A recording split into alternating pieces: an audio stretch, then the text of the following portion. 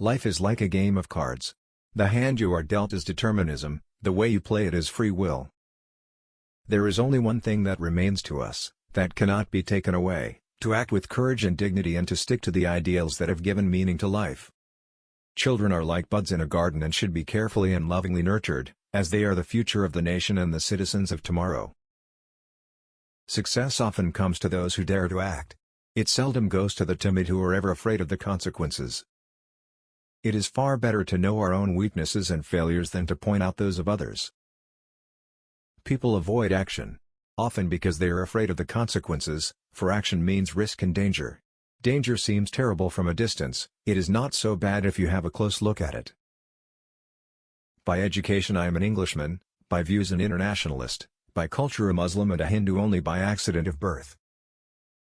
It is a fundamental rule of human life, that if the approach is good, the response is good. Loyal and efficient work in a great cause, even though it may not be immediately recognized, ultimately bears fruit. Do not advise too much, do the job yourself. This is the only advice you can give to others. Do it and others will follow. Where freedom is menaced or justice threatened or where aggression takes place, we cannot be and shall not be neutral.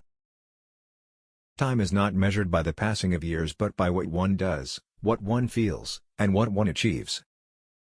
The person who runs away exposes himself to that very danger more than a person who sits quietly.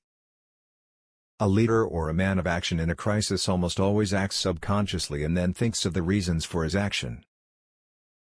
We live in a wonderful world that is full of beauty, charm and adventure. There is no end to the adventures we can have if only we seek them with our eyes open. A language is something infinitely greater than grammar and philology. It is the poetic testament of the genius of a race and a culture, and the living embodiment of the thoughts and fancies that have molded them. Loyal and efficient work in a great cause, even though it may not be immediately recognized, ultimately bears fruit. If any person raises his hand to strike down another on the ground of religion, I shall fight him till the last breath of my life, both as the head of the government and from the outside.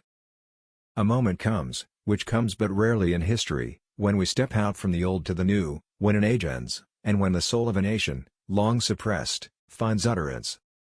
The best and noblest gifts of humanity cannot be the monopoly of a particular race or country, its scope may not be limited nor may it be regarded as the miser's hoard buried underground.